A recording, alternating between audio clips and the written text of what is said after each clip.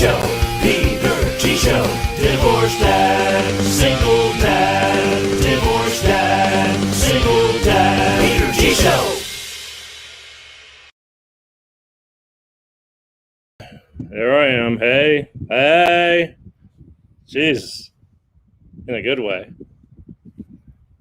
Here comes that sound. How the hell is everybody?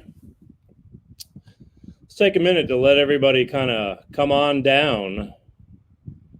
Just take your time while I warm up at the same time.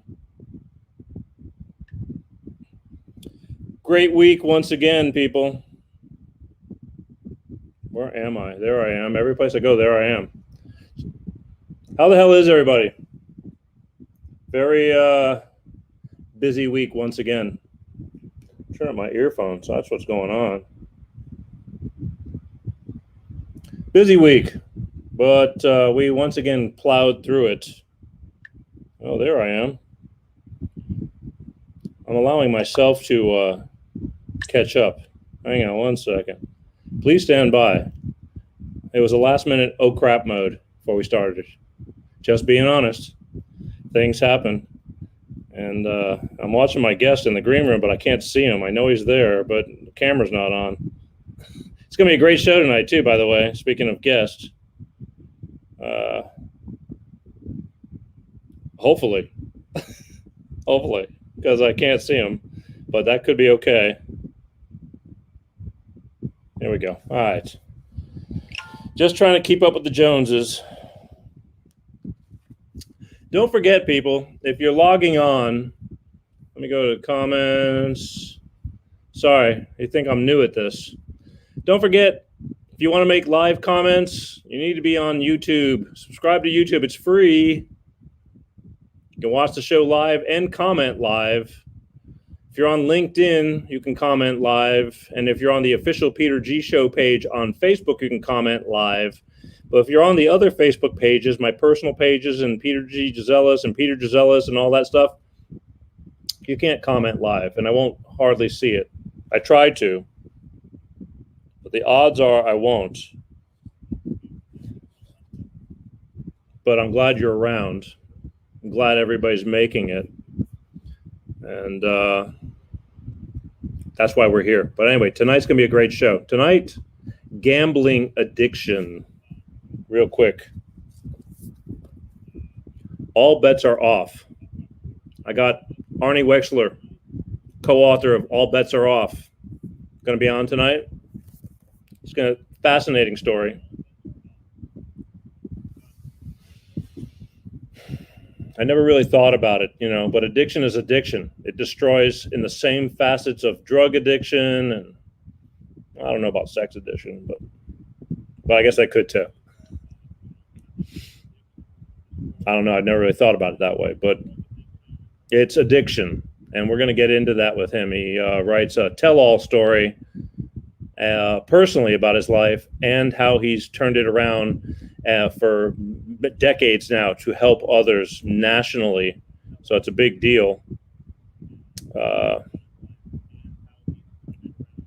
I'm watching the camera. Arnie, if you can hear me, I don't see you on camera in the green room. So if something's wrong, maybe log off and log back on, because I want them to see your shining face, smiling.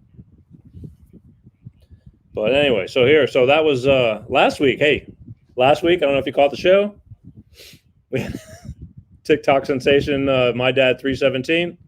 Yeah, we had Steve Corsi on, and he was kind of giving you a front view of what it's like to be a car salesman that kind of gets a bad rap, but he's one of the good ones, and yes, he's there to make a living like we all are. Unfortunately, everybody thinks they're getting stolen from in the car, buying a car, and they're trying to be underhanding to get a deal. And the problem is what's a deal? People think there's like a gazillion dollars in a car, like you're buying a house and you want $40,000 for it. And like, that's all profit. It doesn't work that way. And, it's like the car costs money to build, money to make. I mean, it gets expensive just like everything else. And he had some funny stories, and we played some great clips about scenarios. And that's what he does on TikTok. He acts out a lot of, there you go. Great, Arnie. I see you now. and he talked about a lot of things, the ins and outs. He's a Jersey boy, and South Jersey, I think he said. And he was really entertaining. And again, he's got 150,000 followers on TikTok, and he does some funny stuff. And I had a great time talking with him, and I hope that you enjoyed the show too. I think you did, because the responses were great.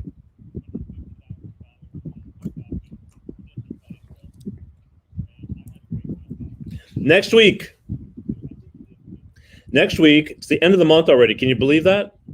Well, the last Sunday of the month, at least for me. And I think it's going to be great. I mean, I'm back to the East meets West. Mr. Bob Path, Baltimore's Mr. Bob Path, is going to share the stage with me. Hey, good evening, Michael. There's a live commenter commenting from the official Peter G Show Facebook page right now. Jump on board, folks. The ride's about to begin. It's going to be a great show tonight. But anyway, so next week, we'll get to that in a minute. Next week is going to be Bob Path. I think we had a good show. We were just discussing that earlier this evening. And that last time when Bob was on, we really got personal between him and I, our personal lives, which I have no qualms of talking about, nor does he. We lead by example. It's not a perfect world, by no means. And we talked about it, and just things. I don't know how we got into that, but we just did. And we got off of, current events and all that stuff. And, I just lost Arnie again. And we talked about it. And that was the good part about the whole deal. But I hope I can get a solid connection. Arnie's not familiar with the tech world, so we had a little bit of challenges, but I thought we were going to be solid, and hopefully, cross your fingers, God willing, we will be. But anyway, that was next week. Bob Path going to be on. I'm excited because we'll get back to business. But speaking of business, where am I? I need to tell you about Bolt Energy, folks, because if it wasn't for Bolt Energy, I could not be here. Bolt Energy, electrify your senses. Pepsi and I are going to tell you about Bolt Energy, and then we're going to come back and we're going to bring on Arnie Wexler, co-author. All bets are off. Gambling addiction, serious business, great story. Going to talk about it in just a minute or so. But again, please allow me to allow you to hear about Bolt Energy and why we love Bolt Energy. Okay, be right back. Hey everybody, Peter G from the Peter G Show and my friend Pepsi right here. Hey, we're here to tell you today about my beloved Bolt Energy. Bolt Energy. Bolt Energy. Electrify your senses. Did you know that, Pepsi? I did not know that. Yeah, electrify your senses. Bolt Energy has no preservatives. No preservatives? No, and it's enriched with antioxidants and vitamins. Antioxidants. It's a cleaner energy drink. Cleaner. That's right. Nice. And, a couple little tidbits you might not know, because Yes. I don't talk about it very often, but the Apollo mission, man on the moon. Man on the moon. To the moon, Alice. Bolt Energy. Moon. That's right. Electrify. That's right. If you would have looked in their storage bins, what do you think you would have found? Bolt Energy. Bolt Energy. Ask for it in stores, Bolt Energy, and tell them the Peter G Show sent you. How's that? Hey, Peter G. All right. Peace out. Love you guys. Peace. That's right. Peace out, Bolt Energy. Gotta love Bolt Energy. Ask for Bolt Energy in stores. If you can't find Bolt Energy, because again, it's hard. They're newer. I know it's been a while, but let me tell you, there's a lot of ground to cover. It's a big country. But you can ask for Bolt Energy. Bolt Energy, go on to Bolt Energy Twitter, LLC, Bolt Energy Instagram, LLC, Bolt Energy Facebook, LLC. Things are just changing constantly. They're growing. They're moving around. I know we've had definitely a ton of evolution with this show on how things operate and how you get to us, and we're forever evolving, hopefully for the better. But you can find Bolt Energy and just ask them, hey, Bolt Energy, how do I find this Bolt Energy that Peter G speaks of? Ask for it in stores. Tell them the Peter G Show sent you. That'll do it. Anyway, without further ado, so I'm about ready to bring Arnie on, and again, I didn't know what I was getting into because I never really considered gambling addiction until I really got approached by these people and thought about it and didn't realize how serious it is. And Arnie's got a hell of a story, and I'm going to bring him on. You ready, Arnie? Shake your head for me, buddy. I can't. There you go. All right. I think we're ready. Ladies and gentlemen, without further ado, I'm going to bring on Mr. Arnie Wexler. There we go. Hey, buddy, how are you? Terrific. Thank you. I appreciate you staying up late for us over here. The clock is late on the East Coast, I know. Are you a late night guy, or do you go to bed early? No, usually I'm in bed earlier than this. Well, then I double appreciate this, but I promise you, we will not disappoint tonight. I knew it when I started talking to you that you have a lot to give, and speaking of giving, this whole book right here that you guys sent me. Oops, I'm over here. All bets are off. Had no idea the depth of what I was going to be, seeing in this book. You want to tell us how this all started? Well, it's funny. I had the two top writers. 40 years ago, I thought about writing a book. And I was about 10 years into my own recovery at that time. And I had two top writers, a guy from Boston and a guy from Long Island. And they were professional writers, and both of them approached me about writing a book, and they couldn't get a publisher to get it done, and I surely couldn't because I didn't know any publishers. Well, I did a workshop about 10 years ago in San Diego, and a guy ended up sitting at my table, and he said, he heard my workshop, and he said, "You ever think about writing a book?" I said, "Yeah, I've been thinking about it for about 30 years, maybe more." And he said, "I'm a publisher, I want to do it." And we did it. Wow. Better late than never, right? Yep. Well, besides writing the book, I mean, you could not have written this book had it not been for the trials and tribulations you went through on your own, right? As a young man, correct? I started gambling at about 7 or 8 years old. It was flipping baseball cards, shooting marbles, playing pinball machines, and betting 3 baseball players to get 6 hits in one day. You bet 10 cents, you win $1. And I was only a kid in school then, and that's how it all started. Where did you grow up at? I grew up in Brooklyn, and my first time I went to the racetrack, it was Memorial Day, 1951. I was about 14 or 15 years old. I went to the racetrack, and I won $54. And I thought, wow, what an easy way to make money. I could be a millionaire by the time I'm 20 years old. Wow. That's what started me on the gambling stuff. At how old? I was about 14 or 15 at the time. And somehow I got into the racetrack with a girl that took me there. She was 20 years old, and nobody stopped me from getting in, to be honest with you. Sure. It was a lot more relaxed back then. I'm sorry? It was a lot more relaxed back then. I mean, people weren't sticklers on stuff. Yes and no. They still were stopping people, but I got away with it. Did you look older for your age? In New York. Did you look older for your age? I don't think so. Really? Okay. So you started gambling now, especially back in the day, because I was born in East Haven, Connecticut. Okay. And when I grew up, there was a lot of gambling going on with the underground gambling. Is that how you got mixed into it? You did professional, like legitimate gambling, or did you just do like bookie side betting and all that kind of stuff? Well, once I had that big win at the racetrack, it was $54. Yeah, making 50 cents an hour, so it was a huge win.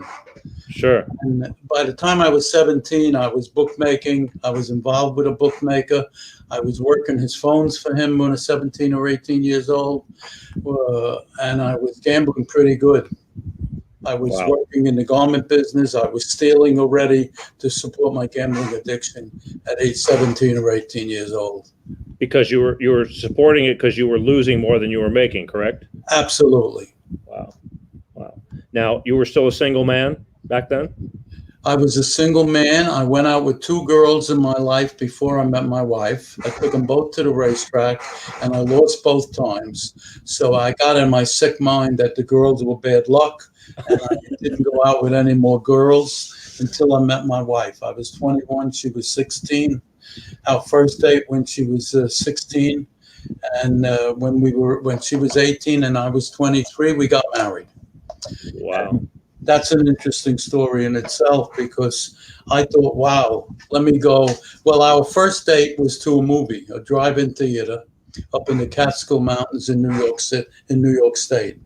Our second date was Monticello Racetrack, and she was 17 years old, wearing pigtails, and they said she can't come in, she's too young. Well, I was ready to leave her in the car, and this was our second date, or I was going to try to get her in. So we went to another gate, and they did let us in. But I was already so sick that I would have left her in the car during that period of time while I was in the racetrack. And we, 2 years later, we decided to get married. And I thought the best place for a honeymoon would be Las Vegas. And she said, no, we're not going to Las Vegas. She already understood that I had a gambling addiction or gambling problem. So my second choice was Puerto Rico because I knew there were a couple of casinos there. There is, yeah. She asked the travel agent, what about gambling in Puerto Rico? They said there were 2 casinos there. She said, we're not going there. She said, we'll go someplace else. So we went to Bermuda where supposedly there was no gambling. And the first day in Bermuda, I found a racetrack in the woods that it was local people gambling and local people riding the horses. And you could bet up to $2 or $3. I think $6 was the most you could bet. And we sat there for a few hours. Got back to the hotel, and in the hotel lobby, there was a jar of jelly beans, and it said, win a free trip to New York. Now, I had a ticket back to New York, but the first 2 days, I spent more time with the jelly bean jar than with my wife, Sheila. Really? Jelly bean jar. What did you have to do? Tell how many jelly beans were in the jar? Yeah, you had to guess how many jelly beans were in the jar. Would you have to be exact or within a certain amount? No, you had to be exact. Well, I guess the closest to it would have won.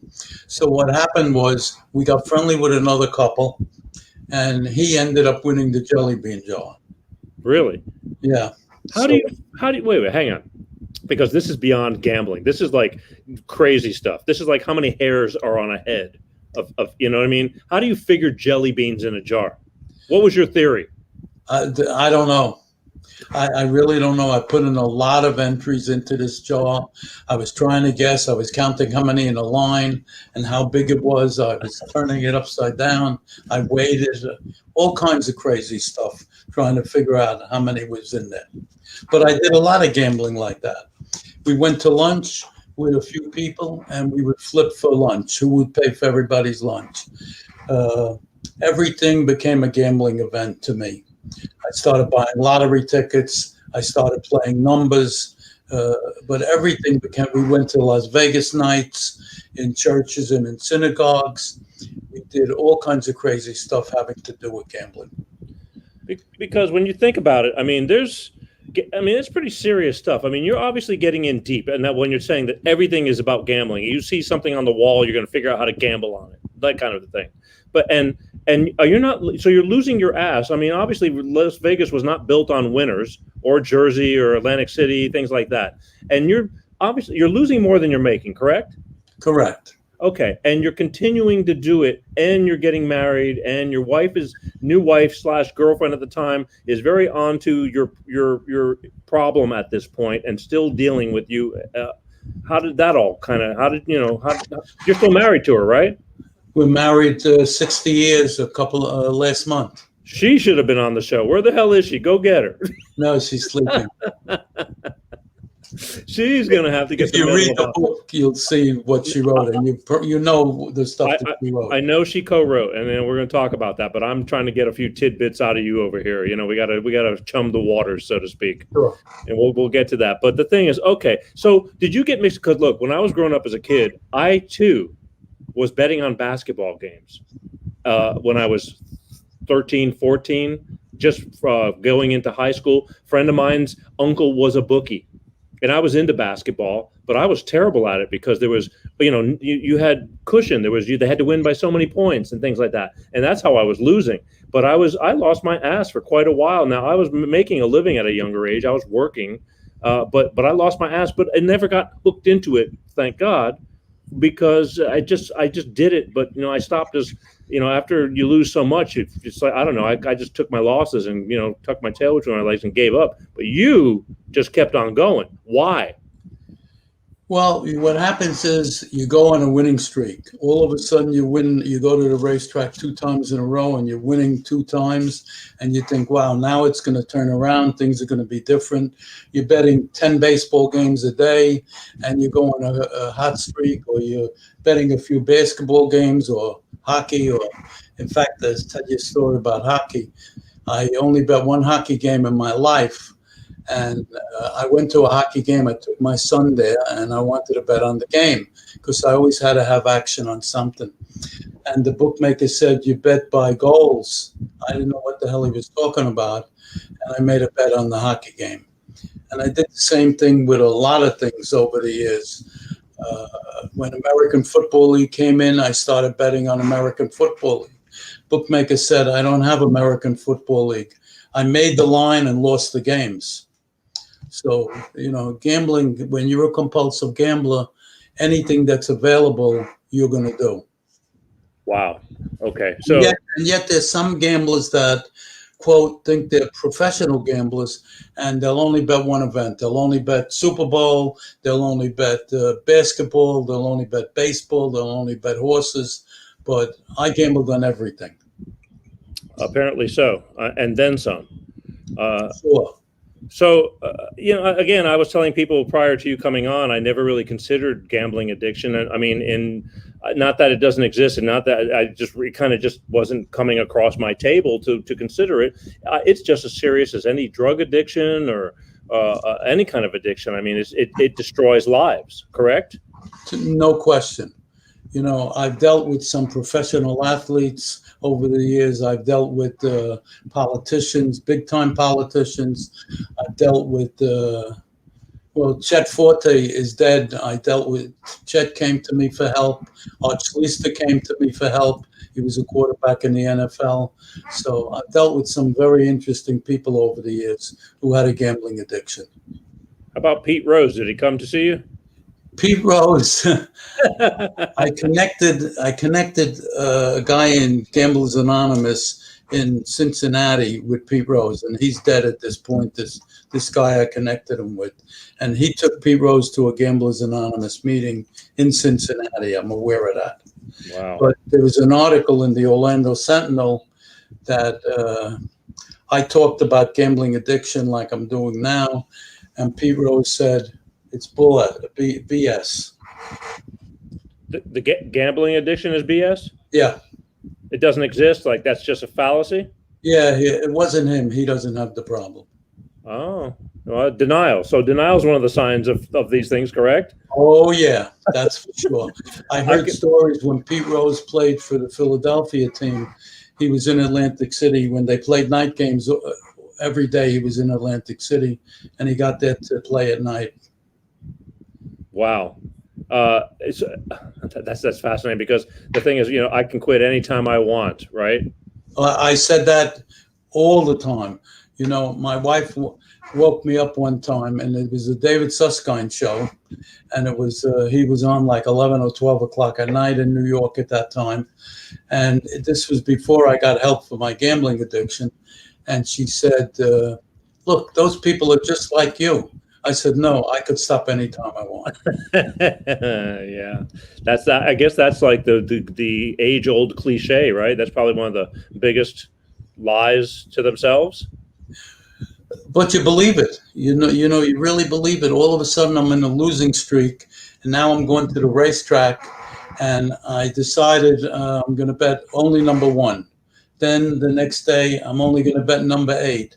Then you're looking for systems and ways and whatever. And an interesting thing happened to me. I was working in the garment center, and anybody that sold me plastic bags or boxes or air freight or anything having to do with shipping, they had to pay me a percentage of graft, basically, to do business with me. And a guy walks in one day, and he says, I'm in the plastic bag business, and I'd like to sell you plastic bags. And I tell him I need 5% cash back. And he said, "No, I can't do that." He said, "But I get great information on Roosevelt Raceway in New York." And it was a nighttime racetrack, a trotting track. And I said, "Okay, that sounds good." So I go to the racetrack with the guy, and I sit in the stands with them, and a guy comes wearing a straw hat, and he comes with the program marked off and an envelope, and he gives this guy money, and he tells him, these are all the races that you bet tonight. It was 3 or 4 races a night. And then it turned out that I'm now betting 2 win, 2 place, 2 show at that time.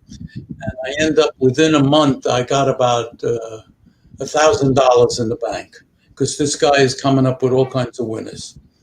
And one day I'm at the track with him, and I'm running to the window to place my 2 win, 2 place show bet, 2 place show bet. And a guy says, give me the information that you're getting, I'll give you $50. And I decided to take him up, but he gave me the $50. I gave him the information that I had, and it turned out to be that one of the top drivers in Roosevelt Raceway was marking off the program for this guy. And this guy was an ex-baseball player that played for the New York Giants at one time. But how, wait a minute, hang on, because how the hell do you, okay, somebody gives you information. How does that information actually come through and actually work? Especially when you're betting on horses or dogs. I mean, they're animals. There's fixed races, and there's fixed races all the time. I'm not saying every race is fixed, but there are fixed races. How do you fix them? I don't know. I'm assuming that they got a horse that's maybe not running too fast, and all of a sudden they know he could run faster, and all of a sudden this race he runs faster. I one time was getting NBA basketball game information, and it was good information. And supposedly a top-notch player way back when Madison Square Garden was going on. So you're talking a lot of years back. And this guy was a pro player in the NBA. And he was giving information to this guy. And this guy was a friend of mine. And I was getting the information. Wow. I mean, but okay, so you're telling, all right. Because it just fascinates me but when you were asking for money to take a cut to do business with somebody else in your workplace to make money, that's kind of mob-esque style, isn't it? You know what I mean? You're almost like paying for protection, so to speak. You know what I mean? Well, not really, but if somebody wanted to I was plant manager. I was supervising 400 people in those days. Uh-huh. And it was the first 7 years that we were married, and I was gambling. And I could tell you that nobody could do business in my factory unless I got a kickback.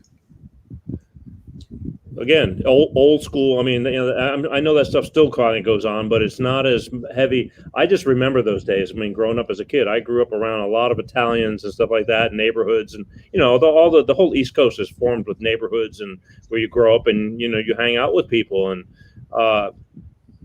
you can get caught up in that stuff real easy. I can see how that happens. Well, I did. You did, and now I understand you were in the garment industry or something like that, right? Correct. How long? The biggest dress manufacturer in the country at the time.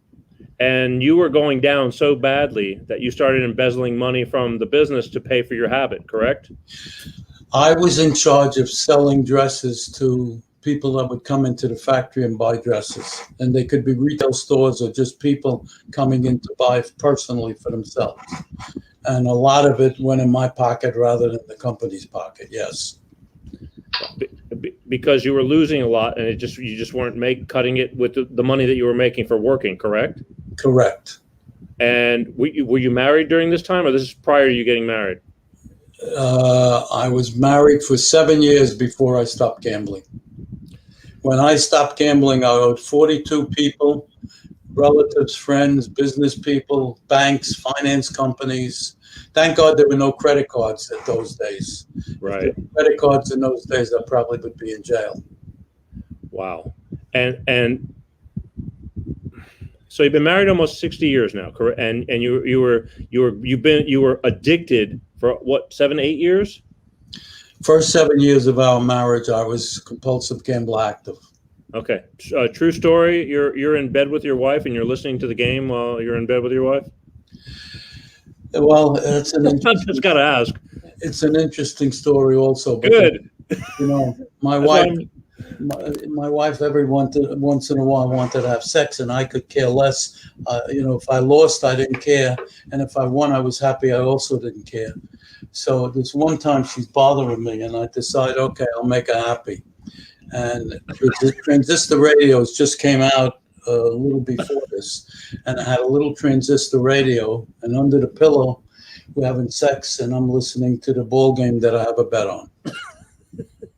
That sounds like a Seinfeld episode. I mean, it's compulsive gambling.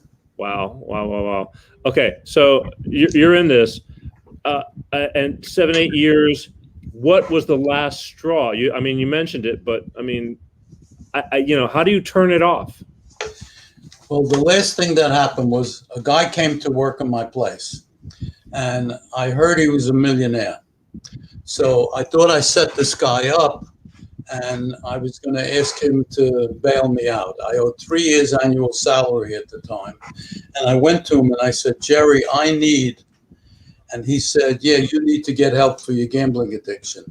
And he told me about a 12-step program in New York. And for 3 weeks, I thought I had him conned. I said, I went. He said, well, show me some proof. And I had no proof. So about the 4th week or 5th week, I went to the meeting because he told me that they straightened our money problems. I thought that meant they were going to pay off my gambling debts, and that's why I went to the meeting. So I was there 3 weeks, and they said to me, if you bring your wife, we'll give you what we call a pressure relief meeting or a budget. And I said, that's where they must give you the money. So I went home and told Sheila. And the next week we went to a meeting, and a couple of weeks later we had this pressure relief meeting. And I thought they're going to bail me out, and they're telling me, you need 2 more jobs to cover your losses and your money that you owe and how to live properly. And I thought these guys were crazy. And 4 weeks later, I went back to make my last bet. And my last bet was, and I was going from one job to the other at this point. And my last bet was April 10th, 1968. It was Bob Gibson in the first game. It was opening day of the baseball season, 1968. And Bob Gibson pitched the first game, and it was a 2-0 shutout. And all the rest of the money that I had went on the Mets playing the Giants. I believe it was in San Francisco. I know it was in San Francisco. And it was Marichal against Seaver. And I'm winning the game, and in the 9th inning, the Giants scored 3 or 4 runs, and I blew the game. That was my last bet, thank God. Here's what I find fascinating about everything you're telling me right now.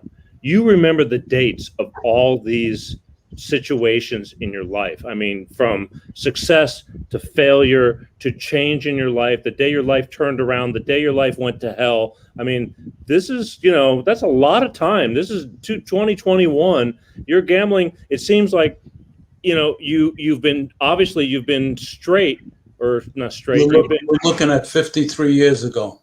Okay. 53 years ago, and 43 plus or 45 years you've been, how do you want to call it? Recovered? What do you call? No, 53 years since my last bet. 53 years since your last bet. Okay. And what do you call the situation now that you're not a betting addict, you're not a gambling addict anymore? How do you label yourself? Recovered? Everybody labels that as a recovering gambler. Recovering gambler. And recovering alcoholic.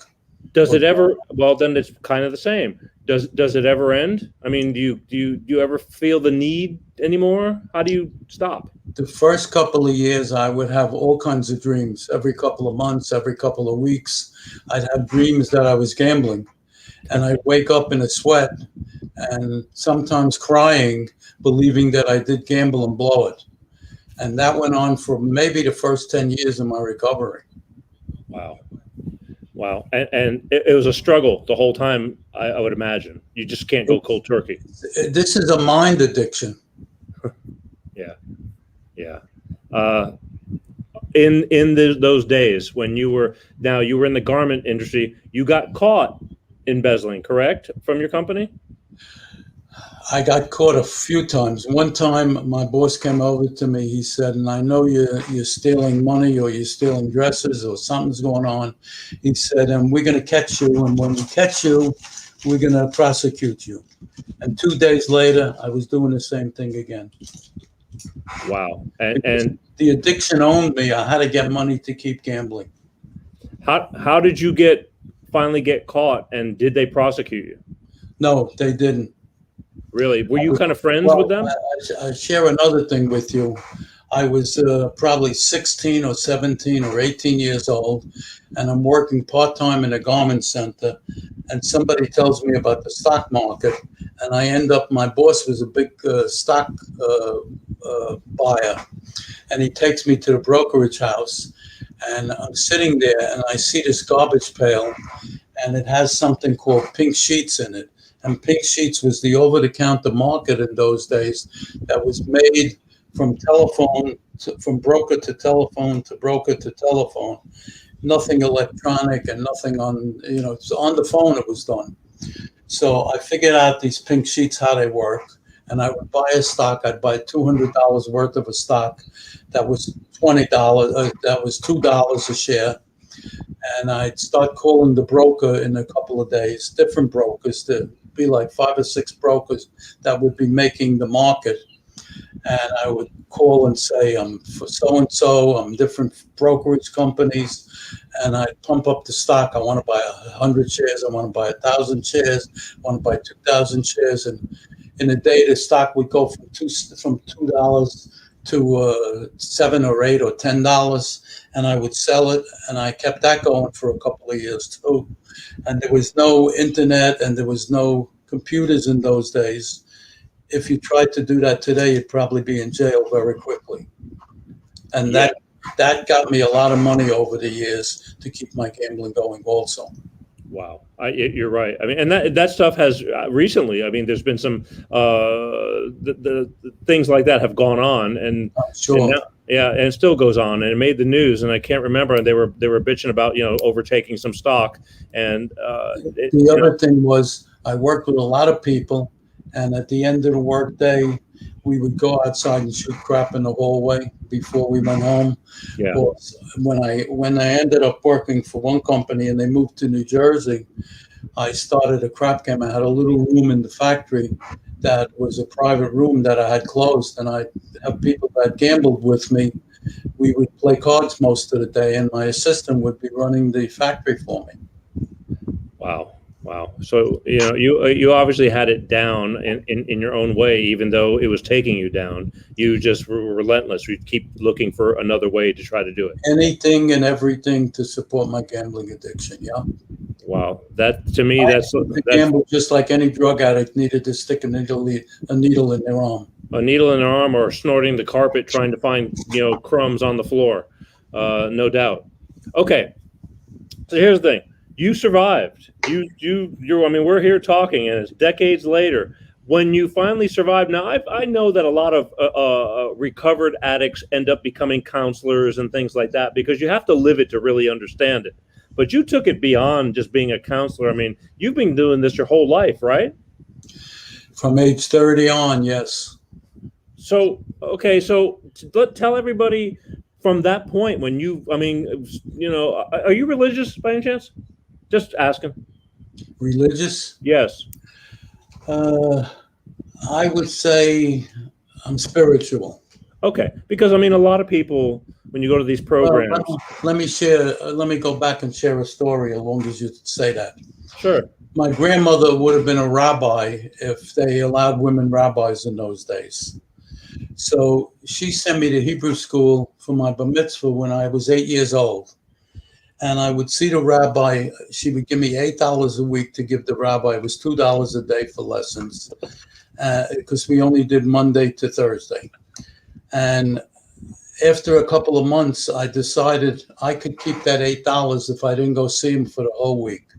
And I would steal the money from my grandmother and not go see the rabbi to study for my bar mitzvah. Now it came to my bar mitzvah when I was 13, and I was not able to say the prayers I was supposed to be saying because I never learned them. And my grandmother must have been like crazy when she realized that. Back in those days, did you get your ass beat? I'm sorry? Back in those days, did you get your ass beat for not, I used to get my ass kicked. I mean, those were different times.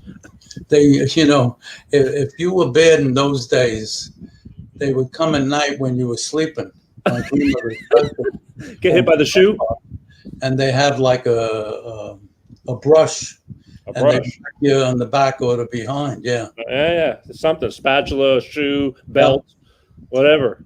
It's not like it is today with the kids. No, unfortunately, it is not. And I got to tell you that, I don't believe in some of the things, but it worked for me. If the old man came after me with the belt, I mean, it only took one time, per incident.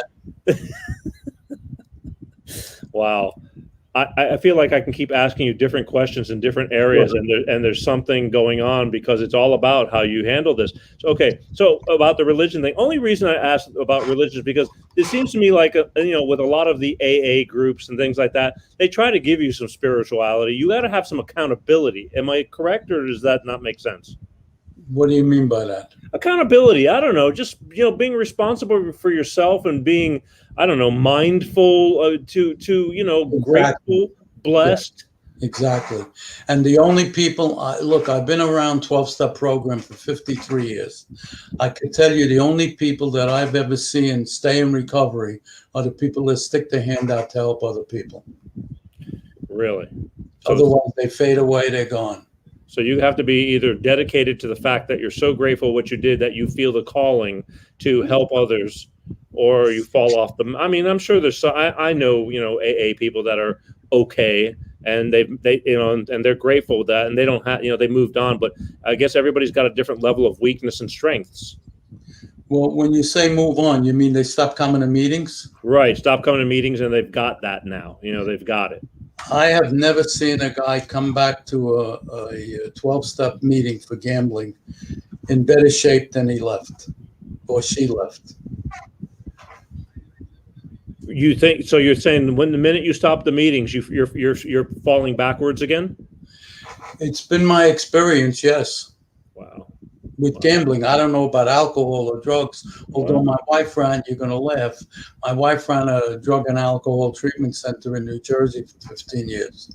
Was that by coincidence, by accident? How did that all happen? Well, I was 3 years clean from gambling, and I was working 3 jobs for 3 years to get even. And we finally got even. We saved some money and we bought a house. And my wife decided that one day I was going to go back to gambling or I was going to leave her. So she started going to school. I didn't know it at the time, but later on I found out that was the case. So she went to school to try to get some kind of education to work at some kind of field. And she ended up volunteering in a drug and alcohol treatment center. And a year later, they hired her full time. And 5 years later, she became deputy director of the place. And she put a gambling program into an alcohol and drug treatment center program. Wow. Okay. So this is where it fascinates me. How, does your wife stick with you? And you had children too? Any children involved? We had 2 children when I stopped gambling. And let me share one story with you. Our first daughter was born. I'll share 2 stories, actually. Our first daughter was born, and my wife was in labor, and the doctor said to me, you got plenty of time because she's not going to have the baby today. So I went to Aqueduct Racetrack. I came back, and he said, you got plenty of time, and I went to, I think it was Roosevelt Raceway that night. And the next day I came back and he said, you got plenty of time. And I took off from work because I said, my wife's in the hospital. And I was at 3 racetracks before our daughter was first born. Now our daughter gets born and I have a pocket full of dimes. So we're going back telling how long ago it was. It was 10 cents to make a call. And I'm supposed to call. I got a list of all relatives and friends that my wife wants me to call and tell. First call was to the bookmaker. Well, when the doctor came out, I said I didn't ask the doctor how my wife was. I didn't ask the doctor how my child was. My question was, Doc, how much does she weigh? He said 7 pounds, 1 ounce. So I called the bookmaker and I bet 7 and 1 in the daily double, and it hit. And I thought, wow, now my luck is going to be changed because look, God is sending me a message. Wow. That was my experience with my first child. Right. Then we tried to have a baby for a couple of years and nothing was happening. So my wife decided we were going to adopt somebody. So we went to Florida to pick up the adoption. And my mother and my mother-in-law and everybody chipped in money so we could go pay for the adoption and the flight down to Florida. And it was the seventh game of the World Series. First 3 days, the lawyer kept saying, come see the child. And I went to the dog track or the highlight, I don't remember what, but I never saw the child till we picked him up and got on the airplane to go back to Florida, to Brooklyn, to New York where we lived. Well, what happened at that point was it was the seventh game of the World Series that we were on the plane and the Cardinals were playing, I don't remember who, and I got a bet on the game and I'm hoping that somehow the plane gets to the ground so I could watch the game or get information about the game. And my wife is sitting there with this beautiful little boy we just adopted. Okay. So again, I find it fascinating because the dates, I mean, I know you've lived this and you wrote the book and all that, but you remember the games, the numbers, the scores, that's pretty heavy stuff. I mean, that's, that brain application for remembering all these dates, the scores, the wins, the loses, that's kind of remarkable for being so long ago. Well, that's how a gambler is. The numbers, most gamblers are lousy spellers, but very good with math and memory. Wow. See, that's why I guess I'm not a gambler because I am a lousy speller and I am bad at math and memory. I was going to ask you a question. I just forgot what I was going to say. That's a joke. Jokes are free. All right. Listen. So back to your wife, because because all I'm thinking is God bless her for hanging in there with you. Because how does she put up with this? I saw something that you were giving her $25 a week or whatever to live the family budget on. Is that correct? Well, a couple of things. First of all, women didn't leave in those days. And they didn't get divorced. Today, you see gamblers come in.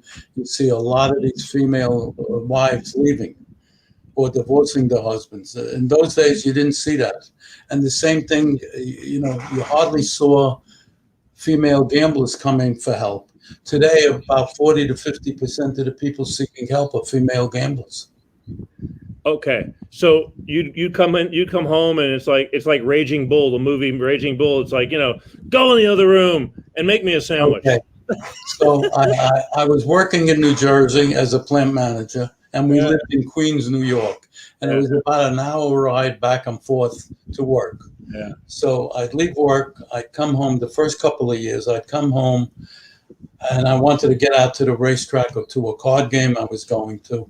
So I'd pick a fight with Sheila. I'd start a fight, and she starts screaming and yelling. And I said, oh, I can't live with this nonsense the way you're carrying on. And I'd leave.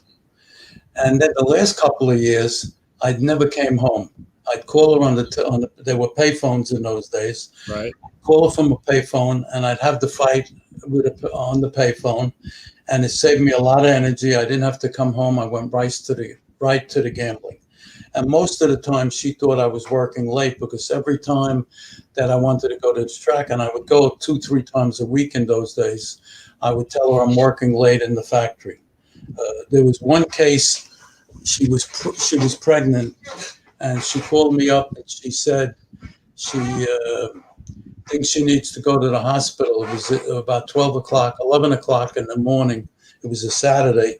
She said, I think I need to go to the hospital because I'm not feeling good and I'm pregnant with the baby. And I said, I'm stuck in work. I can't come home. And 12 o'clock, I left work to go to the racetrack. And I told her to call my brother, and my brother would take her to the doctor. So, the gambling controlled my whole life. Nothing else mattered but the gambling in those days. Well, again, still, most of gamblers do. I know, but I know that women didn't leave as easily as they do now, and vice versa, and things like that. But still, sounds like a hell of a damn bumpy road. And she hung in there, and here you guys are decades later working together, correct? Correct. That's magic.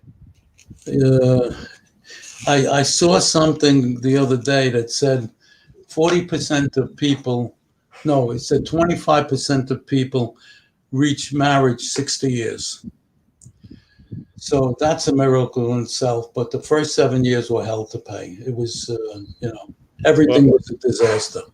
Look, I had a car. I bought a car. It was a 1961 Chevy Impala. And I bought it. And one day I called the bookmaker. And I said to the bookmaker, Matty, I want to make a bet. He said, you owe me $600. And it was a lot of money in those days. sure. He said, you can't bet unless you bring cash. I had no cash.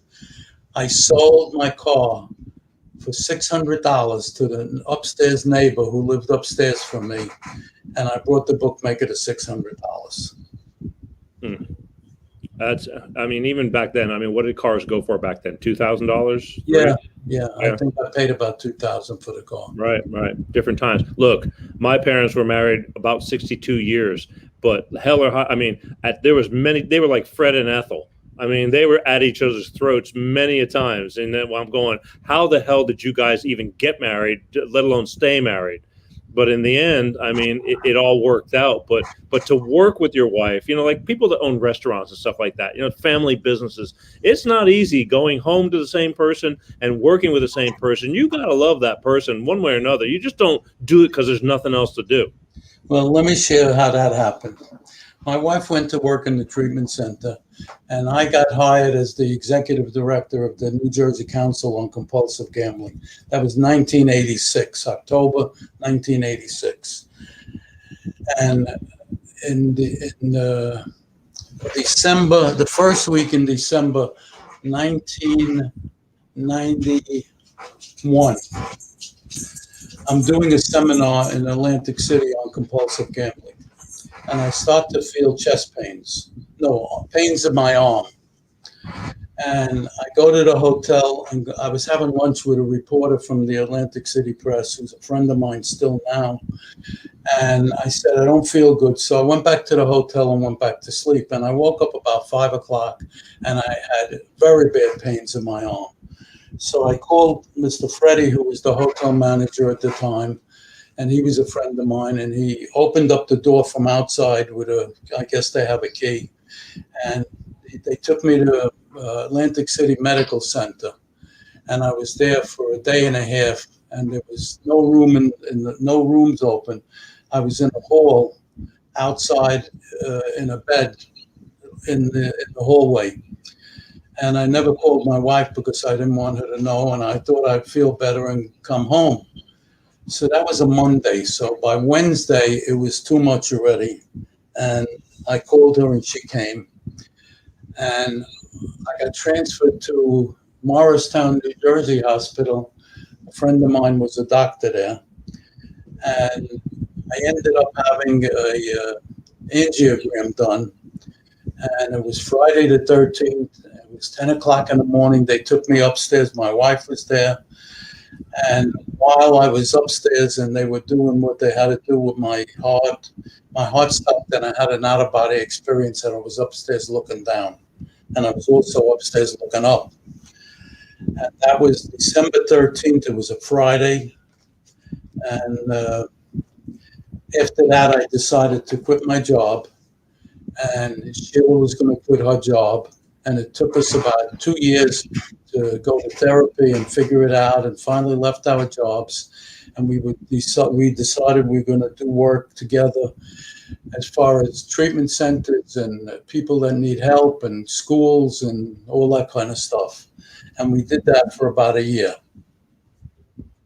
Can you say that experience was a game changer in your life?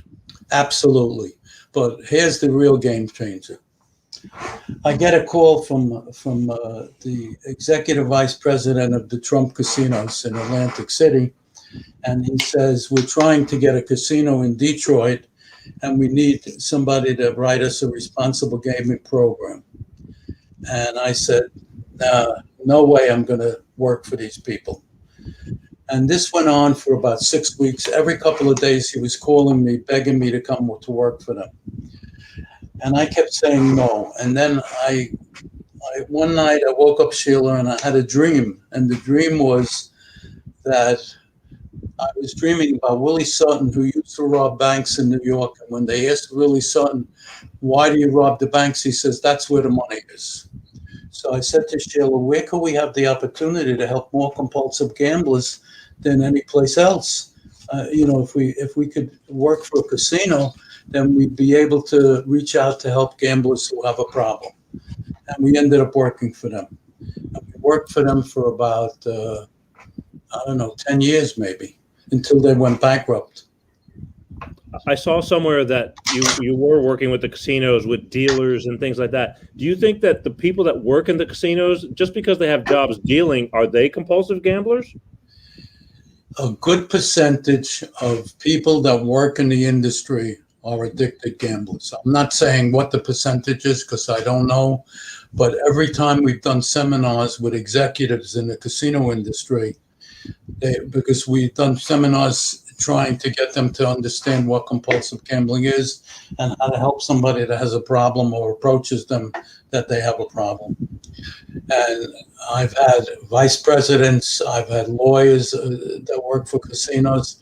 I had a lady that was in charge of the cash out thing where you go in and cash the chips in. And I've had many casino workers over the years in the training beg us for help. Wow. You would think, at least I would think, that people that are sitting there dealing out the cards, watching how it goes, how it works, watching people lose their asses night after night, day after day, week after week, that they go, I do it because I get paid and I get tipped real good. But it's almost like, I guess, a bartender that doesn't drink. Well, okay, that doesn't work either. Well, let me share that with you, because when I've spoken to these gamblers who work in the industry, they all think they got a way how to beat the system and they know how to beat the system. And it's never happened to my knowledge, not the people I've dealt with. I'll share a story with you. I get a call one day from the president of a major casino. They had 3 casinos in Atlantic City at the time. And the CEO calls me and says, I have a worker that needs help. And he connects me up to the worker. And the worker was the second from the top in the casino industry in his corporation. And he had a gambling problem. And the Casino Control Commission wanted to take away his license because they said he was taking money from customers and doing various stuff that was illegal. And I helped the guy. And I spoke to him a couple of weeks ago, and he's clean now 15 years.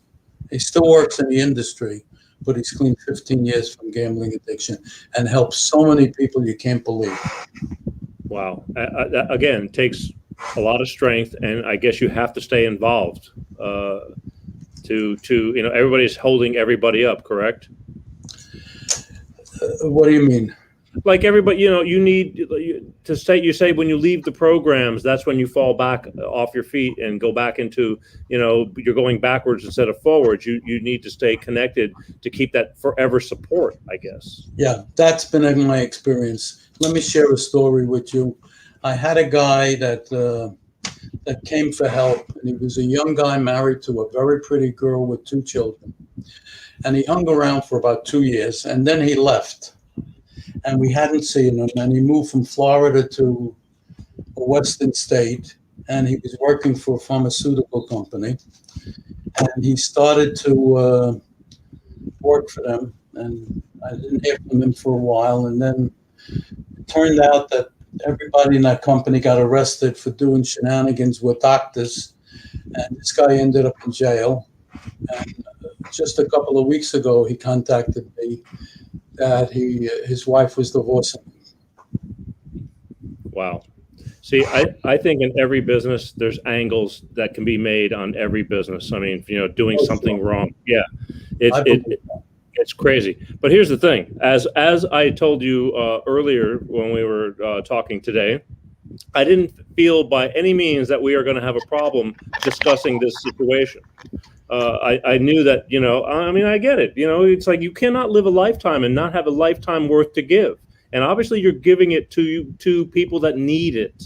And this is what we're doing. We're sharing stories because, as you said, you want to share these stories because it's so important for those people. We do not know when I'm reaching out doing these shows. I have no idea who's listening, who's in that bracket, whether it's gambling addiction, going through hard times, life, divorce, illnesses, things like that. And we just share stories because it's that one story that gives you that one time that all of a sudden somebody says, oh my God, that's me. It's not just me going through that. It's like we're not pioneering in all these issues, unfortunately. And you're sharing these stories. And this is what I'm really, proud to talk about with you, because it happens to more people than we, unfortunately, wish for it to happen to. Well, about a year or so ago, they were trying to put in a Supreme Court justice, and there was rumors around that he owed a lot of money because he had a gambling problem. Wow. Yeah, it happens. So here's the thing. I again, the whole reason we do this is because this show will live on and share this story, share this message. And that's what, why I get up every day and do what we do. But the thing is, your book, right here, your book, all bets are off. You co-authored this book with your wife, and was Steve a friend of yours? That's how that all? Well, I don't know. Did I tell you how Steve called me one day and said, "What about doing a book?" Steve was a writer. Yes. Tuesday. Yes. And Steve and I, what happened was I'm guessing it was about 30 years ago, Steve called me up and said, I want to do a story on compulsive gambling. And I said, I'm speaking in a high school in New York City. And Steve showed up and did a story about the lecture I did in this high school and the kids that asked the questions and talked to me. And Steve and I have been friends all these years. And all of a sudden, he retired from Newsday, and he said he wanted to do a book, and that's how it came about. Gotcha. Okay, so let's talk about this book real quick, because once again, I'm already, my show should have been over 4 minutes ago, but I don't care because it's worth the message. So, how do people get a hold of this book? Because it's a damn good book. I mean, it's a compelling story. It's not only about your recovery, and what you've been doing in the future. It's you're telling really like it is the crap you went through because you were a gambling addict. Well, it's on Amazon, and it's according to Amazon, the number that it's in the top 50 of addiction books in sales with them. And you can get it in Amazon, you can get it in some bookstores, but Amazon's probably the best place to get a hold of it. In the back is my phone number. If somebody needs help, they can call me. My email's on there. All the information's on there, but I'll help anybody get help. And most of the calls I end up getting lately are spouses of gamblers, males or females, or spouses of gamblers looking for help. They're calling and saying, hey, my husband. I've got a webpage on Facebook. It's called Gambling Addiction and Recovery. And I got 2,100 people worldwide on there. So they can join that. It's Gambling Addiction and Recovery. Wow. And you also have a national helpline, correct? I have a national helpline called 888 Last Bet. I got that up there for you. 888 Last Bet. That's a national helpline. 24/7. How's that work? 24/7. And how long you been having this kind of help? Well, when I became the executive director of the Council on Compulsive Gambling, I got the legislature to pass a law that the casinos had to post a number, and the lottery also had to post a number. And at that time, it was 1-800-GAMBLER, which I invented. And they're still running it. And now 1-800-GAMBLER is being run all over the country in a lot of places, including a lot of casinos using that number today. But my number is 888 Last Bet. Do you feel placing those signs in casinos saying, hey, gambling can be hazardous to your health?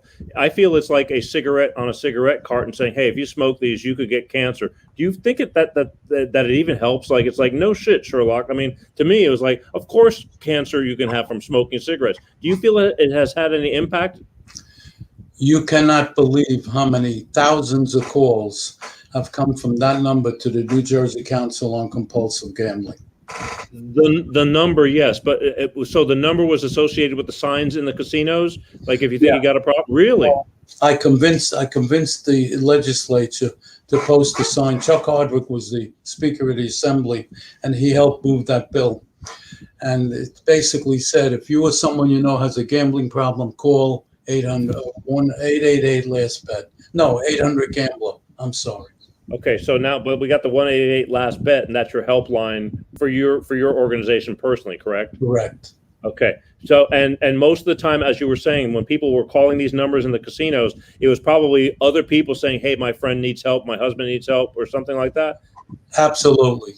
Wow, they had enough. They were there, and they go, "This is it. I'm my last straw." Wow. Let me tell you something. You're doing good work. And I'm sure you know that, the payoff, has been the satisfaction of just being there for other people who have no idea how bad off they are. And you have the stories to show. And again, your work goes not unnoticed. I urge people, if you have, you want a good read, just a good read, I would think, something interesting, and all bets are off. Amazon, you can get it on Amazon. Co-written by not only your wife as well, right? Yes. Your wife gave a different perspective as to your stories. There's no book ever written on compulsive gambling that has the spouse of a gambler sharing her story. Wow. That's why I wanted her. That's why I wanted her. I wanted to hear her. Hers. She's tough to get on. I don't know if she'd throw you under the bus or not, whatever. But but I figure you guys been married this long, something must be working. And all I can say is God bless you, because I'm taking it from experience. It's not easy. It's funny you say that. I have 4 grandkids, and one of them was about 10 years old, and somebody talked about gambling, and this little pistol turned around and told people, you shouldn't gamble. It's not good. It hurts you and the family. She was 10 years old at that time. Yeah. Wow. I mean, and kids, they're sponges. I mean, if they're involved and they see this stuff going on, it's just like divorce or anything else. I mean, it leaves a mark, an everlasting mark in their brains. So I hardly spent time with my kids growing up, because the first 7 years I was out there gambling, and then the next 3 years I was working 3 jobs. So I was never home. So for the first 10 years of my marriage, I didn't spend too much time with my 7-year-old daughter and my 5-year-old son and my 3-year-old daughter. Is it safe to say life has, been healed and you've moved on and everybody's pretty much happy, or has it left everlasting scars? No, absolutely. You're 100% right. Left scars, or life has been good and got, No, everything's good. The kids are great. You're a lucky man. Kids are wonderful. All right. You're a lucky man, because again, I don't think everybody, to me, I was thinking, just gambling debts alone, people getting in over the heads, at least where I grew up in Connecticut and things like that. You ran your mouth, you get in debt and stuff like that. You disappeared. Where did you live in Connecticut? In New Haven. My uncle had a big business in Stamford. Yeah, I'm just saying that I grew up around a lot of Italians and everybody. I mean, there was multi-nationalities going everywhere, but it just, there was all these side businesses, and I grew up around some hard people, and you were either in the clique or you weren't. But the thing is, if you screwed up, there was a way of dealing with things. I mean, just like the way they make movies, those movies weren't fantasy; they were made up from reality. I have a lot of friends in Connecticut in recovery. Yeah, I don't doubt it. I mean, and when I left the neighborhoods and stuff over there, my parents were smart and they saw what was going on and they got me the hell out of there. They really did. I regretted it at the time, but they, I can't thank them enough. I mean, look what it's got me now. It's like, I've got all this, but I don't know where I'd been had I hung around there, because I know I was going down a darker path, and because you just nothing wrong with the people, but those people were considered my friends, but they were all connected, and you live that life growing up in the neighborhoods. It's different East Coast, but again, whatever the path and however it worked, it works. And all I know is I'm here and you're here, and you got to share something that I don't think I would have I don't have the stories like this to share. So I thank you. We're running out of time. This is the thing. You told me the story about Thank being you on. so much. It was terrific. No, it's my pleasure. And you told me that you've been on stories that you've talked to for hours. Things just explode and they keep on going, and that is the truth. And I know I can keep on asking you questions because you have decades of experience. It's like how do you cram that into an hour plus? But we do the best we can. We try to get some of these pivotal points in your life, things that are important, and hopefully that if people want to delve into this deeper, they'll get your book. And if they need anybody that needs help, they'll call that number, that 1-888-LAST-BET. And again, I go to bed at night thinking, what, we did a good thing. So thank you so much. Thank your wife for masterminding and helping you get on this show. Thank her for me, because I know we had some issues. Without her, I wouldn't have been able to set this up. Well, I always believed, and this is still my belief, I believe two heads are better than one. I really do. I think, coordination and I don't know. I've been in bands most of my life growing up as a musician, and I just always liked the camaraderie. I just felt that it only makes you better. Being solo is great, but it's a lonely path. So, all right, this show's gonna live on, and I thank you for staying up late on the East Coast, right here with little old me and my 6 million, whatever the heck it is. But this, again, I'll send you links, and you can take this show and hopefully get some good mileage out of it. I hope you're happy with the whole deal, because I am. Thank you so much, and have a good night. Arnie, sleep tight, and thank your dog for sleeping tonight, because you were warning me that dog might be. He's sleeping right next to me on the floor. He must be pretty damn tired then, because this is damn interesting stuff. I could show you the picture. He's really on the floor here. Well, I believe you. I didn't. Oh, there we go. Good. You've seen it here first, folks. Holy mo! I'm getting dizzy. Where the hell is he? This live TV. Action News. Well, I don't see him yet. Ooh. Holy moly! I see. Is that a mop on the floor? Oh no! Aw. What's your dog's name? On the floor. What's your dog's name? Buddy. Buddy. Well, how old is Buddy? We're not sure. Oh, but look at him. He's awake. Yeah, he woke up now. Buddy, you want a treat? Good old Buddy. He's tired. I'm tired. He was found in the street, and then the lady had him for 2 weeks, and she moved into a place, no dogs. No dogs. So I got him 7 years. He don't leave me alone a minute. As you see, if I'm here on the computer, he lays here next to me. Wow. Well, that's love. Yeah. Love is good. I think we need it's one thing. It's one thing we need more of. We need more love in this world too. We're under so much crap going on. I never would have believed in a million years that some of the shit. It's worse now than it ever was. You're right.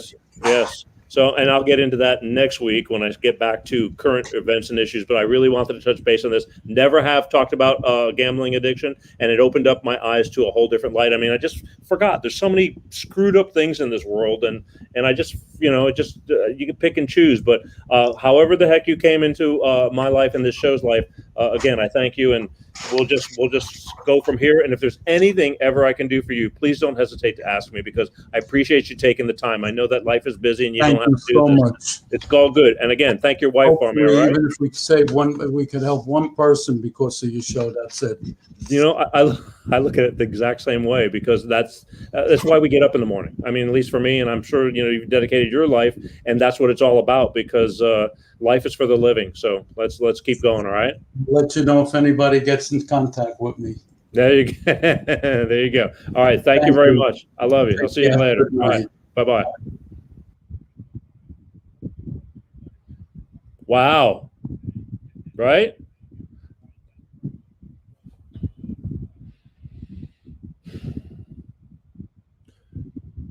Telling you, read the book if you're a reader. He's been through some stuff.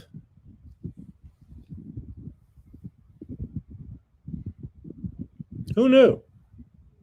I mean, I can't cover it all, but I try. You know, interesting. Voice of experience, folks. Voice of experience.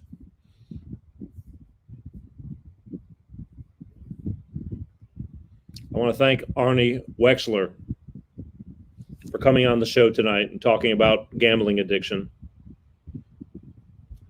Recovered gambler, and still working on himself daily after 40 plus years of being a recovered gambling addict. Remind you again, all bets are off. Co-author Arnie Wexler. You can get it on Amazon. I think it's safe to say it's a good read. Life, huh? Nobody ever figures, I don't think anybody ever figures they're going to grow up and you want your child to be a crack addict, things like that. But it happens.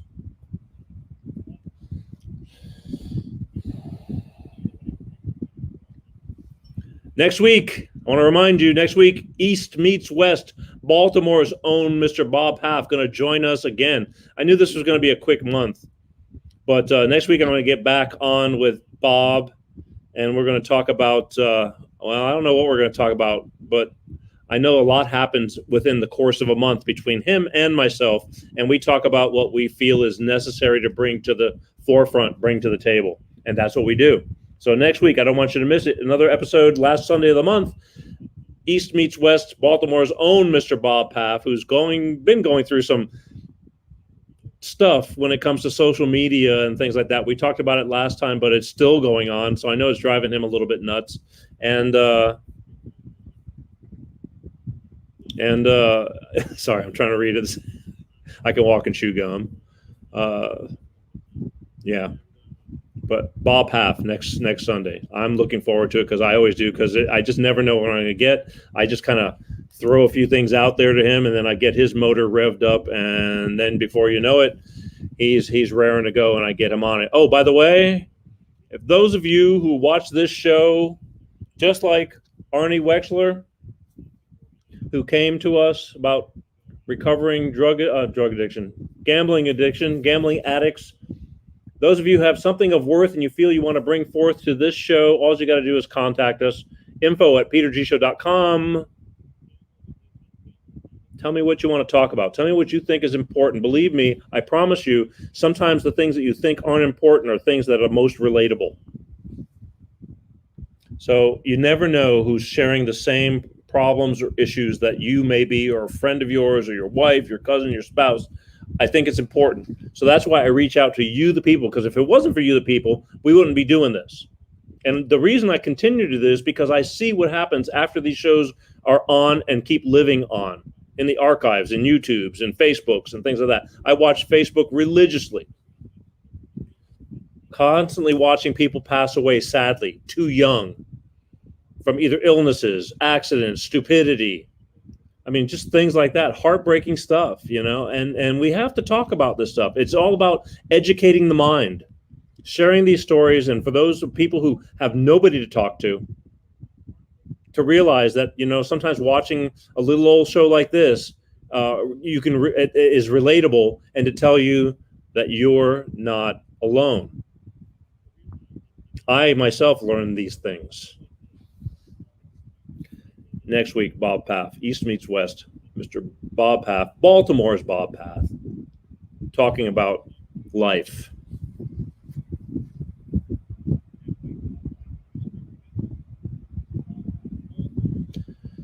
I say these things a lot, and I'm going to repeat myself again. I feel like sometimes I'm a broken record, but I can't say it enough. You hear me say that I'm grateful for this, and I'm blessed for that. And the only reason I do say this stuff is because I am. Even though, in my mind, life is not a simple thing for me either, or for you. The reason I say it is because I'm hoping that you feel the same way too, even though you're struggling. I mean, I've always said many times, I say it through these shows, I don't start this show without a prayer in my head before I start the show. I don't walk out my door normally 99% of the time without saying a prayer for my day, thanking that I at least woke up. Because there's a lot of people that don't. And I love life. I really do, even though I'm ripping my hair out and bitching and complaining about stuff, but I do. And I love my friends and my family and the people around me. I mean, I'm very grateful for this stuff, even though it's not sometimes where I want to be. It could always be worse. So I just want you to take a minute for those of you who, to think about this stuff, because if I don't bring it up, sometimes you're just lost in your own sea of, cesspool of just crap that goes in your head. I'm guilty of it. I don't let things fly off of me that easily. I wish I could. I'm working on it, but the littlest things sometimes drive me to where I lose sleep a lot. But I am grateful. I am thankful, because it can be a lot worse. So just keep that in mind. And one more thing. I don't know if you people follow what's going on with Cuba and really hear the real stories, not just listening to the fake news. Maybe you're catching clips from people that are able to get internet feeds out of Cuba and sending real live footage of people being killed in the streets of Cuba, because all they want is freedom. What we have and are taking for granted and slowly losing, whether you believe it or not. But these people are dying to be like us, waving the American flag that is being desecrated, and people are now, the American flag is racist and all this kind of stuff, turning your backs on the national anthem because the stupidity. It just is beyond me. Can we all get back to reality? The national anthem was written because of the freedom of this country. It didn't matter whether you were black, green, yellow, orange, brown. Has nothing to do with that. The stripes on that flag are red, white, and blue. Had nothing to do with black or white, brown or yellow. Nothing. But all of a sudden now, I can't believe what I'm seeing. I'm just asking people, stop just hearing the first sentence of some newscast and then just assuming. Life is short, and it's getting shorter. Pay attention. As I always say, thank you for watching. Thank you for listening. Be kind. Don't take any shit from anybody, but you don't have to be an asshole. I really don't believe this black on white baloney. I just don't. And I'm not ashamed to say it. But I want everybody to just open your eyes and just pay attention. We're all here, and we should all just kind of figure it out. And that's it. Just love. And now I used to make fun of Ringo. Peace and love, peace and love. I don't do that anymore. He's got, that's really peace and love. Handle it, people. We're getting ready to get out of here. Speaking of peace and love, I love you guys, as always. Again, see you next week, right? Don't forget to check out every week and all the shows from the past. But that's it. We're out of here, and I hope you enjoyed it. Sometimes I get on a rant because I feel it's necessary. So please just take what I say with a grain of salt, but use your own decisions. I hope that at the end of the day I make some bit of sense, but you decide, all right? I'm Peter G. Thanks for watching The Peter G. Show, and we'll see you next week. Love you guys. Peace out. Peter G. Show. Peter G. Show. Divorced dad, single dad, divorced dad, single dad. Peter G. Show.